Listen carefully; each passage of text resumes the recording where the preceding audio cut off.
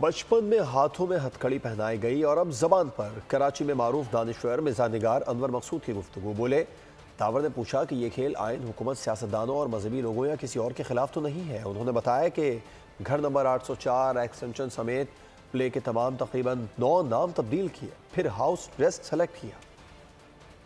ہتھکڑی شاید بچپن میں انور نے کوئی اشارت کی ہوگی تو ہاتھوں میں ہتھکڑی پڑ گئی ہوگی۔